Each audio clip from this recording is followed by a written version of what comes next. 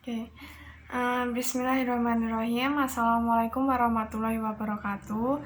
Perkenalkan, nama saya Emma Ayuwanti, mahasiswi IAIN Ponorogo, jurusan Perbankan Syariah G, semester 5 dengan NIM 402190205. Di sini saya akan membahas sedikit materi pada matkul studi hadis, yaitu sejarah hadis pada masa permulaan, yaitu pada masa Nabi. Pada kali ini saya akan membahas 3 pokok bahasan. Yang pertama yaitu sejarah hadis pada masa Rasulullah SAW, yaitu pada masa Rasulullah SAW itu pada masa zaman jahiliyah, di mana pada saat itu manusia-manusianya belum pandai dalam menulis maupun membaca. Jadi untuk penerimaan hadis pada masa tersebut dilakukan dengan cara langsung melihat perilaku suri tauladan kita, yaitu Rasulullah SAW, maupun dengan cara mengingat atau menghafal apa yang telah disampaikan oleh Nabi. Jadi pada saat itu para sahabat-sahabat Nabi akan mengunjungi Rasulullah SAW dan mereka akan mengingat ilmu-ilmu atau pelajaran yang mereka dapatkan. Kemudian mereka akan kembali ke kelompoknya masing-masing dan mereka akan menyampaikan ilmu yang telah mereka dapatkan dari Rasulullah SAW kepada kelompok-kelompoknya tersebut. Jadi secara garis besar untuk penyampaian hadis pada masa Rasulullah SAW itu dilaksanakan seperti itu. Kemudian yang kedua yaitu lebih mendetail lagi. Pokok bahasan ini membahas bagaimana Rasulullah menyampaikan hadis kepada para sahabat-sahabat. Yang pertama yaitu Rasulullah menyampaikan dengan kata-kata. Jadi beliau yaitu Rasulullah sendiri menyampaikan hadis itu melalui perkataan secara langsung kepada sahabat-sahabat. Dan yang kedua yaitu melalui media. Nah, media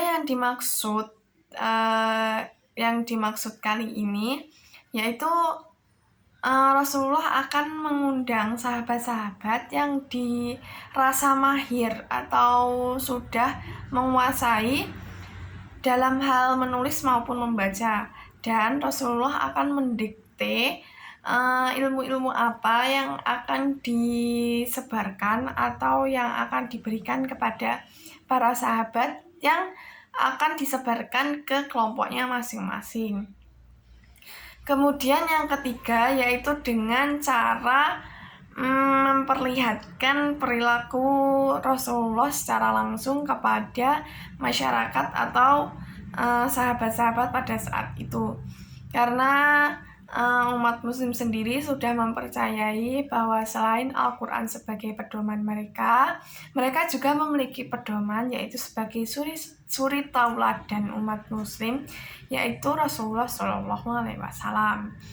Kemudian yang ketiga yaitu mengenai bagaimana sahabat-sahabat menerima hadis atau mendapatkan hadis atau pelajaran-pelajaran yang akan disebarkan ke kelompoknya masing-masing dari Rasulullah SAW.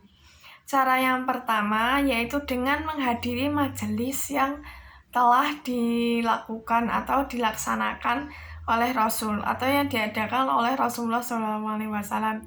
Jadi mereka akan mendengarkan, kemudian mereka akan mengingat sesuai dengan jati diri mereka yang pada dasarnya sudah pandai mengingat dan menghafalkan sesuatu yang mereka lihat. Dengan seperti itu mereka dapat menyampaikan ilmu-ilmu yang mereka dapatkan dari majelis tersebut untuk disebarluaskan kepada masyarakat atau kepada kelompoknya masing-masing. Kemudian yang kedua yaitu dengan cara menemui atau ya menemui Rasulullah Shallallahu Alaihi Wasallam sendiri. Mereka akan bertanya mengenai bagaimana hukum perilaku-perilaku yang mereka temui atau bahkan mereka alami sendiri. Jadi dengan seperti itu mereka akan tahu apakah perbuatan tersebut salah atau benar dan bagaimana hukumnya jika dilakukan atau sudah terjadi seperti itu.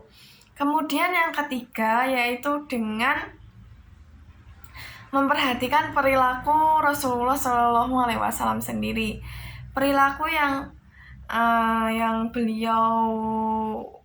beliau contohkan, yaitu Rasulullah Shallallahu Alaihi Wasallam sendiri sebagai suri tauladan, tentunya memberikan contoh yang baik atau memberikan sesuatu yang baik untuk diperlihatkan kepada sahabat, dan itu dapat dijadikan pegangan para sahabat untuk menjalankan kehidupan sehari-harinya. Setelah seperti itu, mereka juga akan menyebarkan apa yang mereka ketahui atau apa yang mereka lihat dari perbuatan Rasulullah Shallallahu Alaihi Wasallam sendiri kepada kelompok-kelompoknya atau kepada kabilah-kabilahnya. Jadi seperti itu yang dapat saya sampaikan mengenai materi sejarah hadis pada masa permulaan. Jadi dapat ditarik kesimpulan bahwa sejarah hadis pada masa permulaan itu dilakukan dengan cara menghafal atau melihat secara langsung perilaku dari Rasulullah Shallallahu Alaihi Wasallam, baik perilaku maupun kata-kata maupun apapun yang sudah dicontohkan oleh Rasulullah Shallallahu Alaihi Wasallam. Tak lupa juga bahwa pada masa itu terdapat sahabat-sahabat yang sudah mahir dalam membaca dan menulis. Dan hal itu dapat kita rasakan sampai sekarang dengan adanya beberapa macam hadis yang bisa kita jadikan sebagai pedoman selain dari pedoman kita, yaitu Al-Quran. Sekian yang dapat saya sampaikan, ada kurang lebihnya mohon maaf. Wassalamualaikum warahmatullahi wabarakatuh.